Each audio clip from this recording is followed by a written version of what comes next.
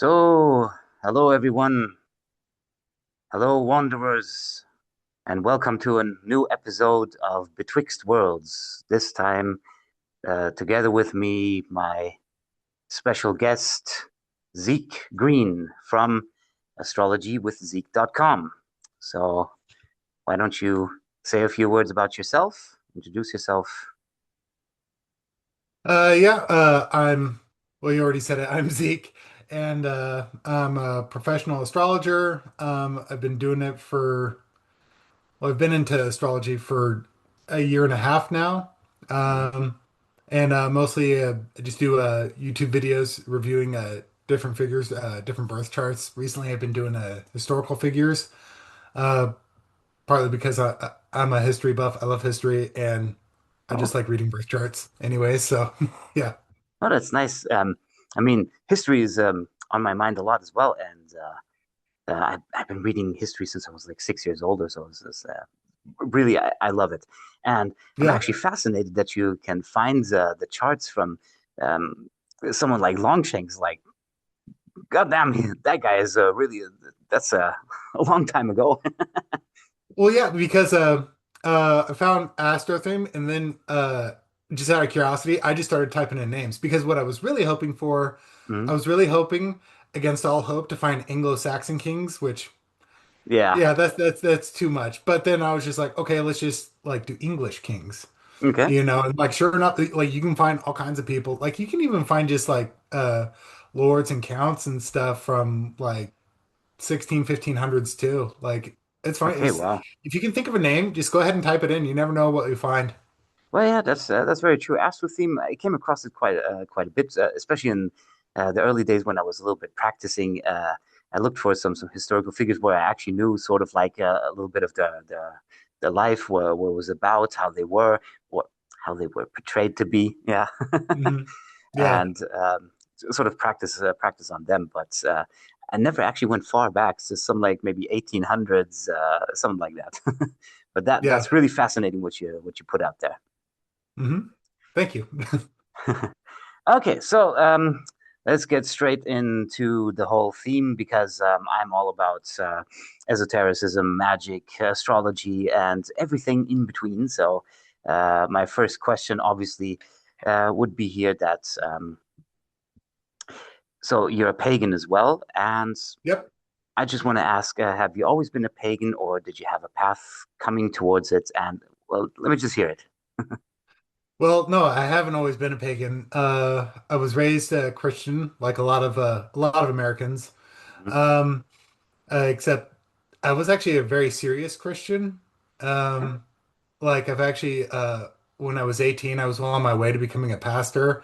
I like Ooh. gave a sermon and like all of that stuff, but I got more heavy into actually studying the Bible, Hmm. both Old and New Testaments, and it was just the contrast between the two Testaments, and then just some of the stuff I would read in the Old Testament just like really made me disillusioned. Yeah. Um, and then one of my uncles who had studied the Bible way more than me and like went into the original language, Hmm. started showing me the different things like for those who don't know, whenever you find the word Lord in the Hmm. Bible, sometimes it'll be all caps or Yeah. sometimes it'll just be a capital L. Yeah. Yeah. I And know. what a lot of people don't know is that's because of different words being used in the original language. Oh, okay. Um, yeah, like there's El, Elyon, Elohim, and then of course Yahweh. Anyways, that's Hmm. a different rabbit hole, so I won't go too deep into it. But anyways, uh, it basically just tore up the foundation of Christianity for me. Hmm. So I Yeah. left that for paganism because my family was always really big into genealogy, so I always knew where it came from. And Okay.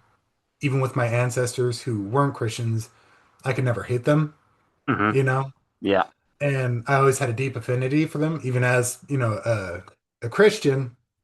And actually, I actually always knew a lot about mythology because I always found it fascinating. Okay. And actually, the first time I picked up a book on Norse mythology, I was maybe 5 or Okay. 4 because my mom used to take me and my brothers to the library all the time, and I grabbed a book Oh, good because mom. I thought the pictures were really cool. Yeah. And then when I was in the third grade, I found the same book uh, and at my school library, and of course now I could read. So then I read the stories, Mhm. and I just fell in love with it. So had an idea of these stories, and that's how I got into paganism. Actually, anyways, I actually have a copy of the book. If you can see it, maybe no. Maybe, maybe not.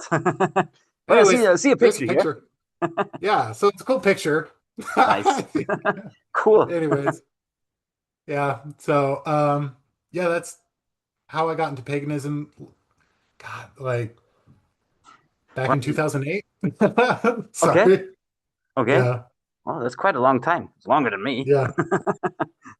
Yeah, so um, there's sort of like what the Christians say. There's like this deconstruction phase. Did you have something going on like that, in a sense? I mean,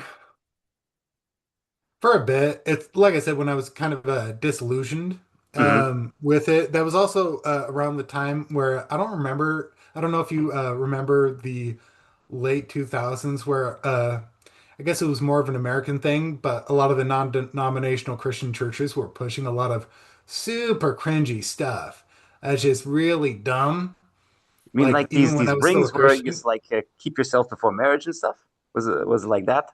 uh, like that, but like it's like I don't know if you've ever seen like music videos of of Christians like trying to be like cool and hip, but it Ooh, was always okay. super cringe. Yes, there's some super cringy ones out there.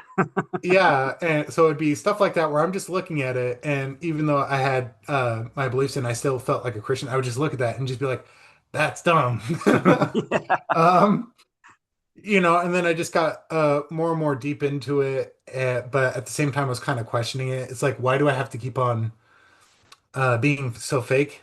And yeah, why are my natural desires and urges so wrong? yeah, yeah. You know? Well, that's very true. I mean, um, there's this one saying I repeat quite often, actually, is that three things never come together. There's honesty, intelligence, and Christianity. So only two can come together at the same time. Yeah. So if you're honest Yeah. and intelligent, you're not a Christian. That is the bottom line. hmm Yeah, yeah. So any particular tradition you follow? So you already said you read about this Norse mythology book. So is it Norse paganism?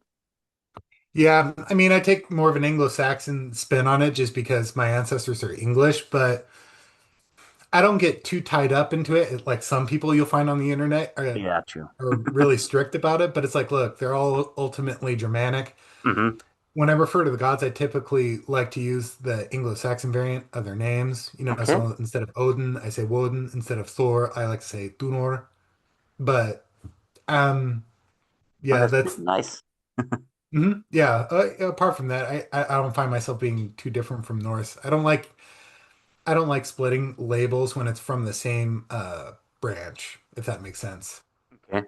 So also perhaps some inclusion of the Anglo-Saxons, they had a different rune set. hmm Yeah, I think from what I've seen, I haven't looked too deep into it just because I like using the Elder Futhark. It's the Yeah. first one I found. I've never really felt a need to learn any of the other Futharks. And from what I understand, by the time Anglo-Saxons developed their own Futhark, it was strictly a phonetic system. Yeah. So personally, I've never felt the need to get into it. I might change my mind later. I don't know. So we'll see. Okay. Okay. Yeah. I haven't looked too deeply into the Anglo-Saxon one either, but yeah, just as you said, it's more or less a phonetic one. So yeah. I mean, it's Mhm. really cool if I could sort of like read it very clearly and then have like just any kind of book. I don't know, Lord of the Rings or something like that, and all written in that. That would be so awesome.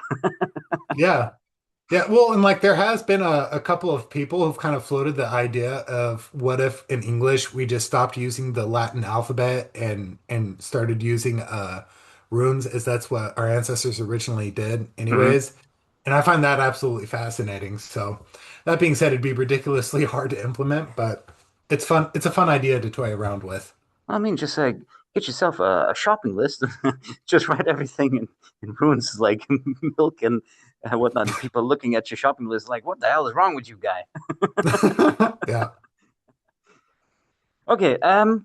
So then, I mean, this next question more or less answered.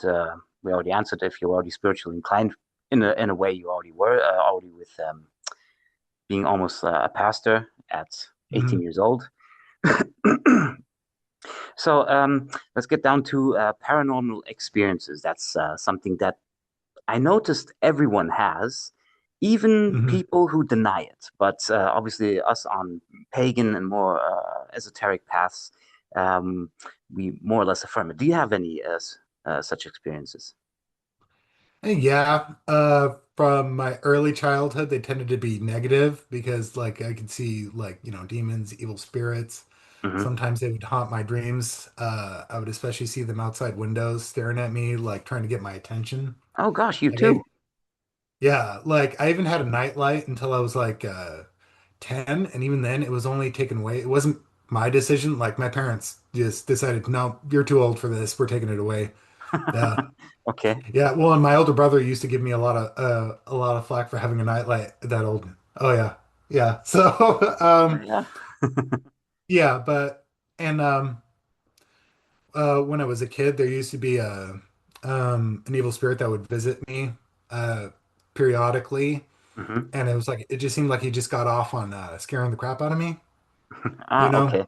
Well, they Yeah, do. yeah. So that being said, like there's also been positive ones too, so I don't want it to be all negative. But that didn't really happen until I became a pagan and I was an adult. So Okay. So once you yeah, invited your ancestral path into your life, then more or less the good spirits came. yeah, yeah, pretty much.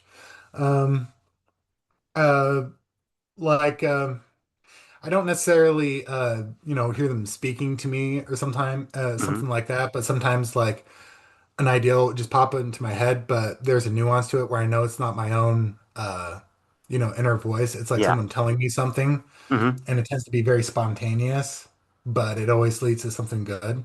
Yeah. Or sometimes when I have a thought, like I'll get what I call the shivers, where it's like, all the hairs stand up on your head, but it's like more of a positive Okay. way where it's just, you're right. And I know I'm right about something. Okay.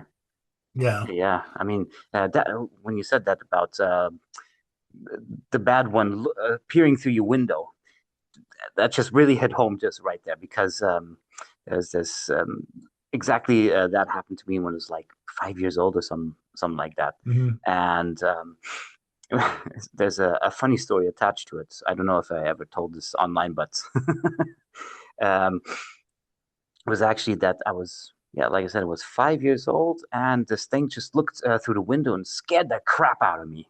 Yeah, Yeah. and I jumped out of bed, ran to my parents, and I was like, oh, mom, oh, dad, there's something looking through the windows. There's something evil, yeah." And they were just like trying to calm me down, and they said, "Well, you saw a reflection." And I freaked out and think that thing is called reflection. Yeah. So from that point on, reflection was a demon when I was small. Yeah. Yeah, really funny story. But I think that was actually then sort of like, yeah, around 6 years old or so. I didn't see it anymore. Yeah. Thankfully, thankfully, yes. Yeah. Um, I mean, later on when I started my spiritual path, I saw good things, but also quite some bad things because obviously, if you go into like very heavy magical stuff, you tend to be like, ah, yeah, I can do the dark stuff too. Yeah. And then you burn your fingers.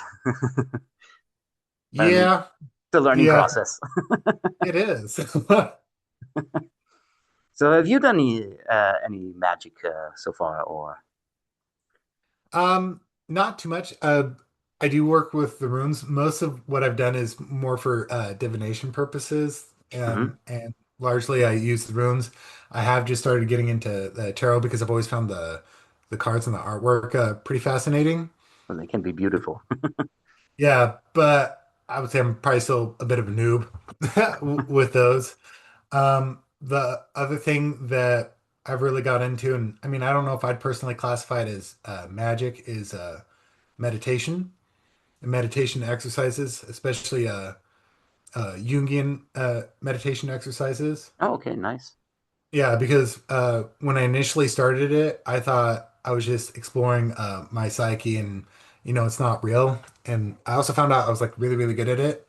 Okay. But it wasn't until a little bit later that I started realizing I'm like, no, these are actual, spirits. These are actual beings Mm-hmm. that, I'm interacting with. And you know how you talked about you burned your fingers? Yeah. Uh, I ended up doing that too. Oh, okay. I got a little too cocky and kind of opened a can of worms. So I had to pull back, and I haven't done that for a while, but it's something that I'm definitely interested in Okay. because there's been times where I've interacted with the spirit world without trying. Okay. Yeah, So a like for natural. me, like sometimes I don't know if I'm just imagining something or if it's like, an actual interaction with the spirit world. And what I have found is sometimes my ability to think kind of interacts with the spirit world. Like, for Hmm. example, uh, do you know what utiseta is? Sitting out? Yes. Yeah. So one time I was thinking about if I was going to do that, how would I do that? And, since I'm an American, obviously we don't have access to burial mounds, but you Okay, don't yeah. necessarily have to sit on burial mounds. That being said, I didn't realize that at the time. Okay. So I was just thinking, well, what would I do? Well, I'd probably go to the cemetery where I have this one ancestor buried who was a really great guy. Hmm. Maybe I'd go there at night, which is technically illegal because cemeteries are closed at night. Yeah, yeah. You know, I'd just sit there. And I was thinking about it and I was just planning it out in my head of exactly how I was doing it and I had a clear picture in my mind of how I'd do it. Hmm. And then spontaneously, a man came around the corner. And what was so odd about him is his appearance just looked perfectly normal. He Hmm. just looked like a middle-aged guy, clean shaven, normal brown hair, um, wearing a gray flannel shirt. Um, but there was something about his presence that was just absolutely terrifying. Okay. Like he was just a guy that you just do not mess with. And he Okay. just started yelling at me like, what are you doing here? You need to get out of here. Like just screaming at me. And I was just like, whoa, whoa, dude, whoa. I'm going. And in my head, I'm picturing myself going into my car. But then I opened my eyes and like all the hairs on my body were standing on end. Like it was that extreme fight or flight response. Yeah. And anytime I would tell somebody about the story within the next couple of days, I'd have the same response. And I was just like, oh, that's real. And then where I really connected the dots to that spirit was an actual thing Hmm. is maybe a year later I actually did do Utiseta Hmm. and I'd made a before I started the ritual like I made a protective circle and I invoked Thor and all that and then while I was sitting out that same spirit came and Hmm. I could tell he was trying to intimidate me and trying to get me to leave. Okay. But what was so fascinating to me is he couldn't cross that threshold. He couldn't cross the barrier Yes. that it made. Yeah. Wonderful. Okay. So you spoke about meditation there a lot. I mean, meditation is one of the gateways to a very good magic. So if you're really good at meditation, I really recommend you go for it via that route as well. So, um, is it for you like in meditation that you just sit down and then with the snap of a finger you're already out, or does it take a while? Um, For me, yeah, it's immediate. Like Okay, when I first tried it, it was like almost 15 years ago at this point. okay. Um, I tried to control the process too much and I didn't realize I was doing it wrong and I thought I Hmm. was just really, really bad at it. But then when I revisited it, first I was doing guided meditations from a YouTube channel that I found. Hmm.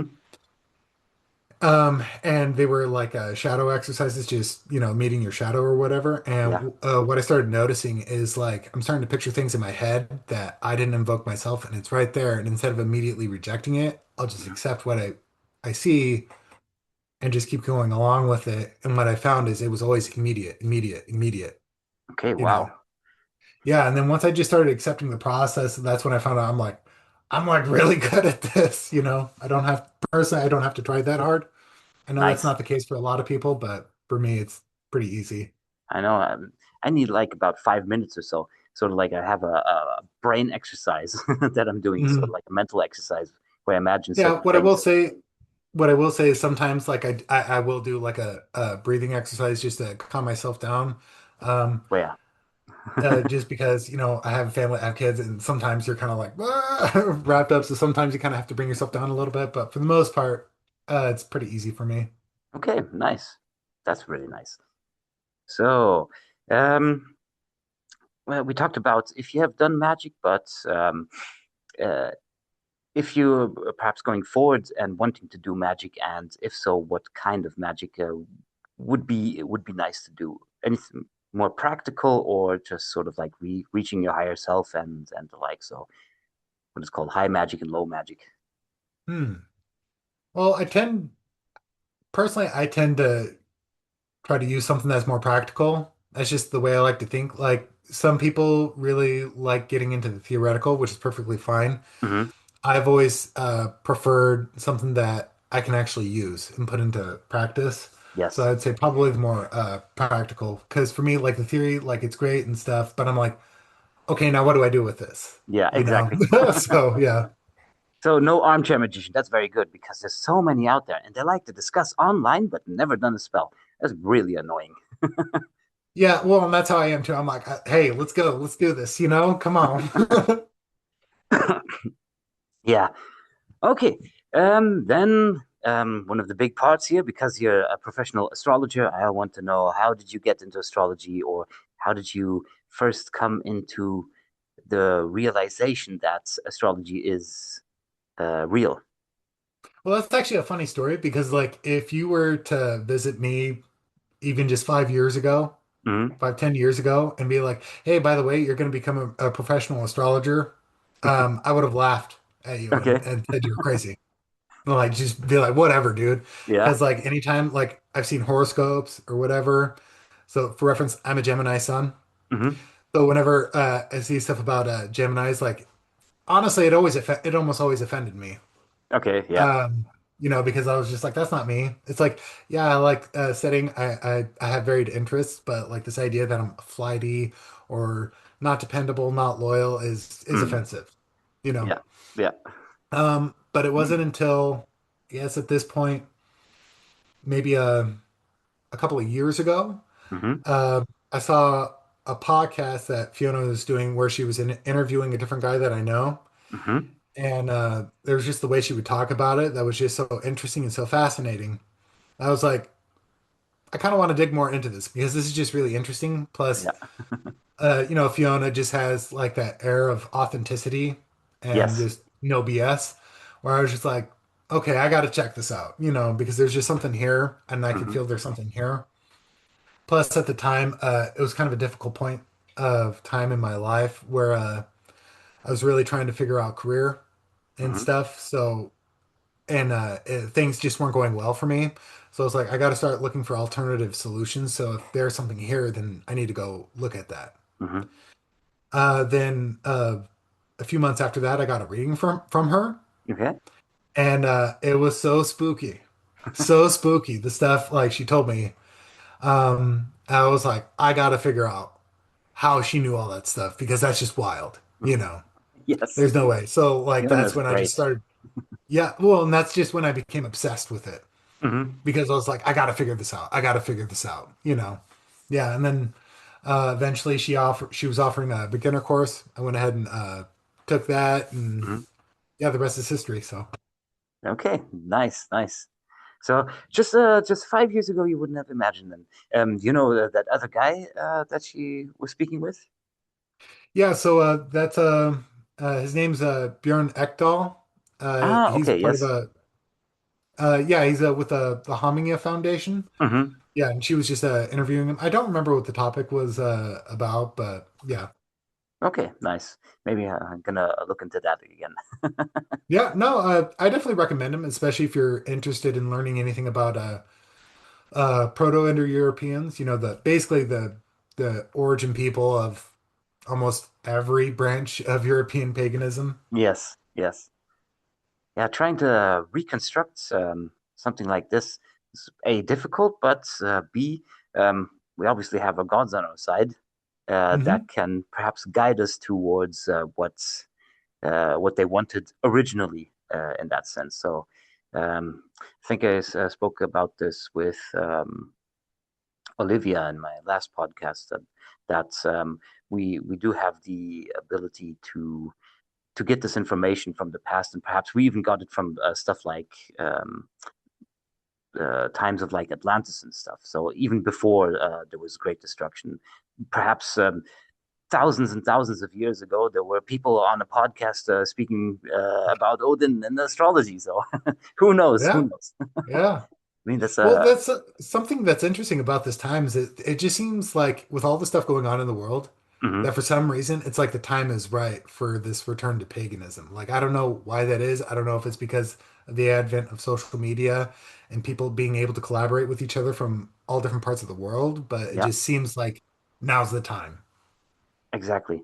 I mean, it's really funny how it's all resurfacing, and I mean, Thomas Sheridan, he spoke about it once in the Renaissance times. They started to well, not dig up, but pull statues of the Romans out of the rivers, and sort of like Mhm. they were being reborn in that sense. And I mean, looking at nowadays, we see these like weird structures under the pyramids that are confirmed to be there and are like so huge.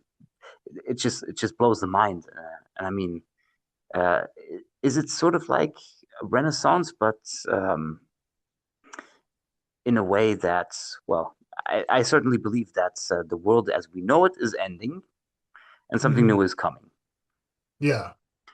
Yeah. And well, I mean, we got a lot of like NPCs and stuff out there, and terrible people following ideologies based on Abrahamism and stuff, and they're tearing each other apart. I mean, Yeah. we're just looking right now at Israel with Judaism, USA with Christianity, and Iran with Islam. Is the three great Abrahamic traditions are at each other's throats. It's really funny. Yeah, well, and if you think about it, what came immediately before the Renaissance? Oh yeah, it was the plague. Yes. And a whole bunch of people died. And like Hmm. it's sad and it's terrible and stuff, but it's like these great tragedies always usher in something new and better. Exactly. So it could be um, we are the gatekeepers and we are the wardens. We are the ones who bring it forth. Yeah. Yeah. So perhaps you're going to be some sort of a pastor soon. Who knows? Who knows? Yes, preaching the Eddas. Exactly. Uh, okay. So coming back to astrology, is there a placement in your natal chart or perhaps not your natal chart or a certain placement within charts that really catch your eye? Something that really stands out. I mean, at least for me personally, because when I look at different people's charts, it always depends on the individual chart. It'll always be something else. Exactly. But for me personally, right now, within the past couple of years, it's been my Saturn. Um, because for me, my Saturn is just the great taskmaster. Hmm. And really, within the past year and a half, I cannot deviate from, what I've been put here to do, what my path's supposed to be. I've noticed Yeah. anytime I start deviating, um, like I start getting hit with massive waves of like serious depression Oh, and okay. anxiety to where it's like I can't sleep, I can't do this. I'm like, okay, something's wrong. Hmm. Like it got so bad. I was trying to work a job. So real quick, just to get this out of the way, just a little family background where I Okay. come from. I was raised to be like an American blue collar working class hero Hmm. with that really strong Protestant work ethic. Yes. And your job is your identity. Hmm. And like I said earlier, I was having trouble with career and was really trying to find a career that could basically make me a lot of money to provide for my family so it could like save up a lot of money and then eventually quit my job because I have so much money saved up and then Hmm. like go start a homestead somewhere or something crazy like that. Okay. It ended up not working out and I had to take this job at an Amazon warehouse Okay. Ooh. where I was basically on an assembly line just putting people's stuff in boxes for 10, 12 hours a day. Ooh, okay. Um, and it like sucked really hard because for me in my life, whenever I've worked hard for something, it has always worked out every time. Okay. And like that was the first time that didn't happen, and it was in a big way. Hmm. Um, and like it broke me physically, mentally. It sent me into this black depression where I just had to walk off the job and I had to quit. Like I just couldn't take it anymore. Hmm. But within that depression was something that clicked, and I finally realized was I was ignoring different parts of myself, Hmm. my true self, and chasing all these dreams and ideas that were implanted on me that weren't real, that were fake. It's an illusion. Yeah, that others have put And on when you. it, yeah, and at that point, that was basically my soul crying out to me in pain, saying, "Stop." Yeah. Hmm. And it had just gotten to that point where it was so bad I couldn't ignore it anymore. Hmm. So it was like in this strange way, it was like the greatest blessing I had ever Yes. received, even though it really didn't feel like it at that Yes. time. Yeah. You know, Saturn. Yeah, it's like that grumpy old man. Fiona always says that. Grumpy old man, and asking why you're coming home late with a stick in his yeah, hand. yeah. Yeah. And like even now, I kind of have to fight the anxiety that I get. Like I force myself to tell people I'm an astrologer because I'm still kind of embarrassed to admit it because like I still kind of have those feelings from, the guy from 5 years ago who thought it was Yeah. BS. Even though I know within myself it's true because I've done this for long enough to know, no, that's right. I've looked at my transits from the Hmm. past and I'm just like, nope, everything lines up, Exactly. but it's still kind of hard to let go of that stuff. But I've found it's something that I just have to stick to Hmm. over and over again. So, Yeah. do people then sort of like make fun of the fact that you're an astrologer, or are they more affirming in that way? Actually, no, I have never been made fun of. Good. And that's what I've found is when I've just put stuff on social media, if anything, some people, I've had a couple of people going, "Can you read my birth chart?" Yes, sure. Um, and like the most negative thing I've ever found was uh, I was actually at the chiropractor, uh, Okay. and the chiropractor asked me what I did for work. So I just said, I'm an astrologer. And at first he just kind of laughed it off. Oh, what do you know about astrology? And Hmm. but then like a minute later, he like looked at me. He's like, "Are you really an astrologer?" And I was like, Okay. "Yes." And he was just kind of like paused and then just went about the appointment. Like I could tell, like he was like, Okay. but it's very unusual that someone will directly confront you on it, Mhm. Yeah. because most people just aren't that confrontational to begin with, Yeah, that's you know. true. Well, I So mean, come to Germany. Well, I mean, Germans, they're confrontational, and yeah, yeah, some of very my blunt working too. colleagues, yeah, they throw it in my face. You're Yeah. bullshitting. Okay, great. Yeah, but most people are actually quite fascinated. I mean, one thing that I notice when I go out and drink and I'm talking to girls, they love astrology. Oh my God, I get all the girls around me, Yep. Yep. and it's very unusual to find a girl who doesn't know her big three, the ascendant, sun, and moon. Yeah. Yeah.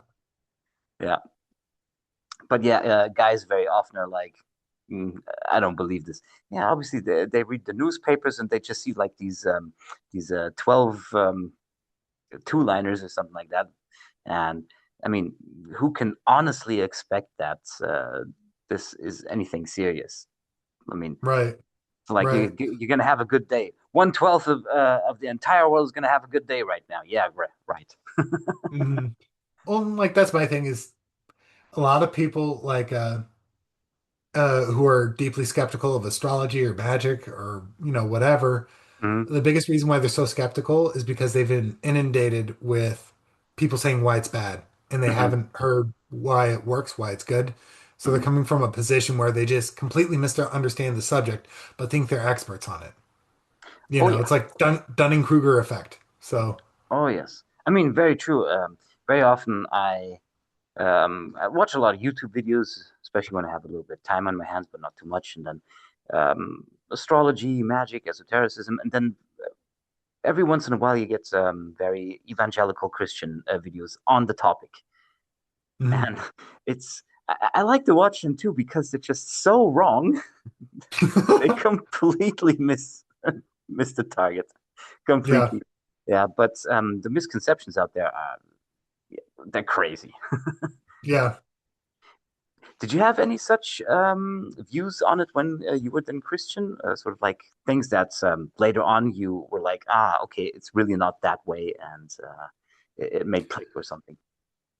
Well, like most people, like I didn't realize that it uses the planets. Like I thought it had to do with just the stars and that's it. And that's the Okay. big reason why I'm just like, get out of here, whatever, Yeah, yeah. some arbitrary positioning of star. Yeah, whatever, Um, but once I realized it had more to do with where the planets are, and it's not that these planets are necessarily causing things, it's just as above, so below. It's kind of a Exactly. reflection of what's going on, and it's just a message, really. Hmm.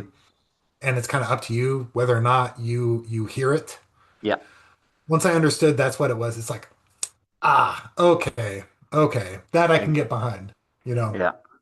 I was just thinking there. The last 2, 3 years or something like that.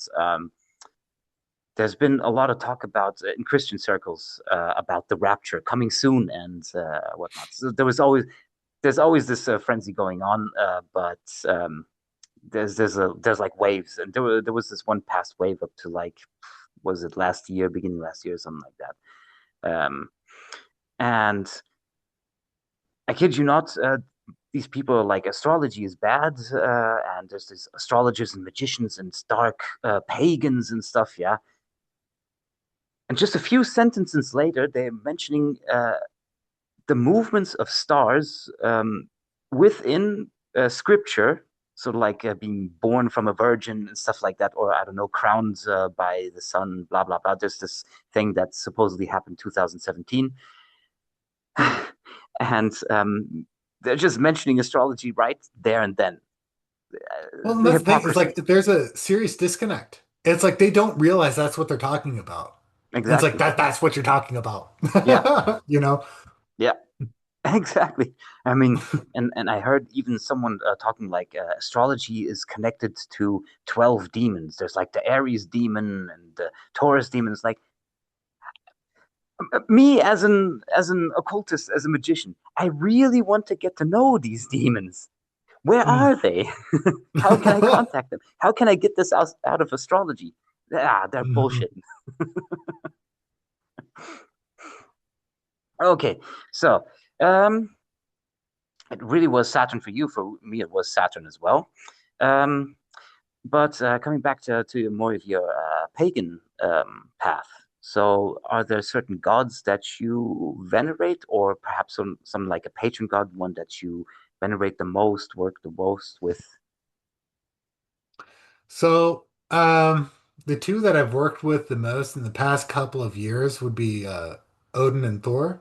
Ah, I nice. work less with Odin now Hmm. because it's pretty intense. Oh, yes. And I have found that I have been broken down enough. It's time for me to work on building myself back up. Okay. So, not saying those experiences weren't valuable. They Hmm. were, and they showed me a lot of my own personal flaws and things that I have to work on. But it's time to build myself back up. So, Yes. yeah, And that together with Odin, because yeah, he breaks it down, but he's always there to build you back up. That's very nice. That's his Saturnian aspect yet again. yeah, Yeah. yeah, Again, Saturn. yeah. Well, and like it's hard, and there's been a number of times where I felt like I was set up Okay. by him, but it's like if you just keep trusting the process, you always find out there's a reason. There's always Yes. something behind it. You know, like let's go back to me looking for a job. Uh, Hmm. what I did beforehand, before I gave up looking for a job, is I had made an offering to him for a job because for me it wasn't just like, oh, please get me a job. It's like, look, this is about providing for my family. I have Hmm. these big goals. that I want to achieve. And what I ultimately wanted was to find my own dharma, my own weird, whatever word Hmm. you want to use. It was I just a actually like means to an weird. end. hmm It's just a means to an end, right? That's what Yeah. this job was. And the way I was giving the offering, it was just some wine, and I was pouring it out over a fire. Hmm. And since it's a liquid, I just poured it just right on the outside of the fire in a circle, Yeah. just so the heat would evaporate it. But what was so interesting is as I was pouring it out, the flames leapt up and like touched my hand. Okay. And like I double checked the alcohol content on Yeah. this wine, and it was like just under 20%. And I'm Yeah. like, okay, so that wasn't just like a natural process of, you know, so I was just like, wow, that was something big right there. That was like you were heard. And that was kind of like Odin saying, I got you. I got Yes. you, like Yeah. wink. Wink. And yeah, initially, uh, even though I was like getting interviews and stuff, something weird would always happen where these people would ghost me for these jobs and I just wouldn't get them. And I was just like, Okay. what is going on here? And it was just driving me nuts. And it eventually I was having nervous breakdowns and Hmm. all this stuff where it's like there's this opportunity to really face the truth Hmm. as it is. But I kept on ignoring it until it finally got to the point where I was at an Amazon warehouse. Oh, And yeah. I'm like, I have a college education. I'm here. I have this. I have that. I've done all these things with my life. Yet this is the only thing I can get where I finally broke. Hmm. And that's when I was in the middle of that depression where I started really understanding it's like, this is what you had to face. This is the reality of what you had to deal with. Yes. hmm And Okay. since that point, like things have gradually gotten better. Like, it's not like all my problems went away or anything like that, but it's just been bit by bit by bit. Yes. I've been figuring things out. Okay. Yeah, that's very Odinic. Very much so. Yeah. Um, and I've been hesitant myself to go for Odin because in the past I'd gone for a similar route actually with Kali, hmm and she she kicked me in the balls, and well, essentially without her workings, I wouldn't be here this way. I'd probably be a junkie or something. I don't know, something like Ooh. that. Yeah. So I'm really really thankful, but it was so intense. It was so absolutely intense that going through another such a thing with Odin, I was very hesitant. But actually, just a few days ago, I actually decided to do that because I'm in the position where essentially I've dealt with what Kali did actually, and yeah, it's time for a new challenge. Mhm. Yes. So you said worked with Thor as well, because Thor is my patron god. And is there any? What's your relationship with Thor?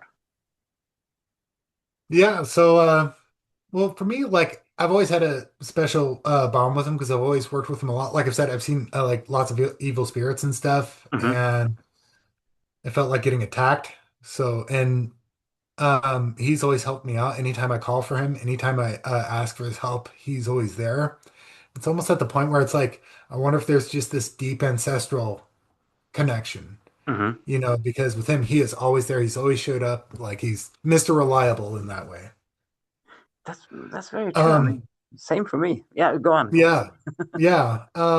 And like it's like going back to when I was doing Uti Seta and that spirit was trying to get me to leave. Hmm. Beforehand, I'd done an offering to Thor and like he was there with me and he like empowered me to like stay to where I looked at that spirit like dead in the eyes and it's Hmm. just like, I'm not afraid of you. You need to be afraid of me. It's the Hmm. other way around, you know? It's like you feel that power, that strength. Yes. Um, I've also when I was living in Germany, Hmm. uh, that house was haunted. It was haunted as Okay. this. Yeah. So, and what was worse was I worked nights, so I had to be awake during the night, which just, oh God, that was just terrible. Okay. Oh. So I had to work with him a lot more. to help, and he's the one who would embolden me to Hmm. like do whatever I had to do to help myself out there. Um, and more recently, I've experienced certain bouts of demonic activity, and Hmm. he's always there to help me out whenever I need him. Yeah. Yeah. I mean, I have a similar story. Spoke about it in another video or podcast, I'm not sure, where I was visited by the crone, sort of like night terrors, and she came closer like each and every time. I don't know if you've ever seen the film, the movie Insidious. Sort of like No. that. I like horror movies, though. But yeah, Okay. I don't. okay, okay, yeah, but sort of like that lady there Okay. in those movies. So if you don't like the movie, then well, don't check it out. But because this one's quite horrible. But yeah, and with Thor, I actually got rid of her, and she never returned. It's really Hmm. funny. What I noticed too, especially from my position here in Europe, here in Germany, I see that a lot of American, especially young girls, are going like for witchcraft and stuff. But I see it's bullshit witchcraft. It's all just bogus what they're doing. It's just about the aesthetics and feeling so empowered and cool and whatnot. But I wonder because you said that there's like an increase of demonic activity. Do you think perhaps this could have sort of connection? Perhaps there's some people messing with nonsense out there. I mean, probably. I mean, within my own life, the reason why there was increase in demonic activity is because I was doing things I shouldn't have, Okay, you yeah, know. So I would say that's very much a big possibility. So yeah. yeah. Well, I mean, Thomas Sheridan always mentioned this that Haiti, for example, they use a lot of voodoo, and because of that, the whole country is just a shithole. Let's just put it Yeah. at that. Yeah, and Yeah. yeah, I'm just seeing places like, I mean, especially like LA or something like that. Seattle, that's where a lot of people, even like in the 90s or so, were very big into chaos magic, Satanism, and now we actually see some sort of like result of this. I mean, it's Yeah. just food for thought. Yeah. So essentially, what we're doing here obviously is doing the right kind of magic where we're not messing things up, where we're not lemon spelling everyone, Hmm. um, and preaching love and light while darkness follows us. Hmm. Yeah, and so obviously on the ancestral path, he gets the good stuff. Yeah. So, do you actually do any kind of rituals to your ancestors? I mean, I've done a couple of ancestral rituals.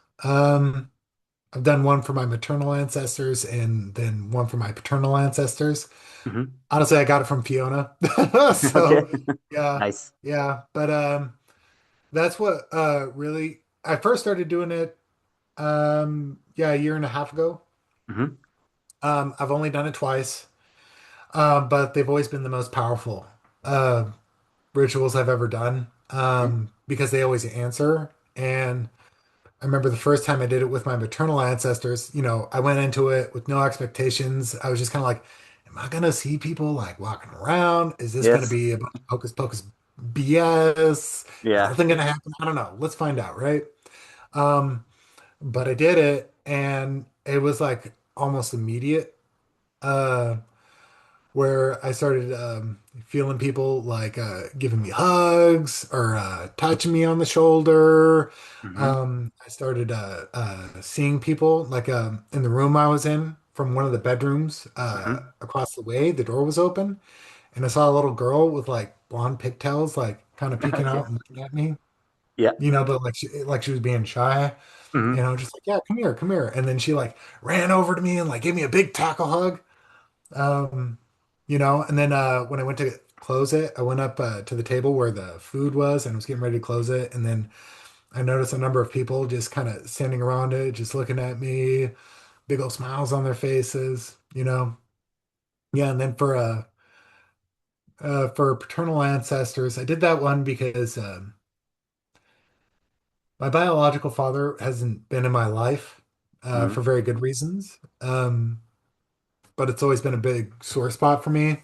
Hmm. So I just wanted to get certain answers from them, and I did. Like I had a number of different men in my life, saying all these good, encouraging things to me, which is really funny because at the time I was doing this ritual, Hmm. it was deeply distracting because outside of the room, the people in the house were like listening to movies and music, and it was like on full blast. Okay. To the point where I was like almost thinking like I don't think this ritual is going to work out because this stuff is so distracting. Yes. But even then, for me, like I could still hear them. They were still there talking to me, giving me words of encouragement. It wasn't as powerful as the maternal Hmm. ancestor ritual, and that might be a combination of the timing of my ritual plus the stuff going on in the In the house. background, yeah. Exactly.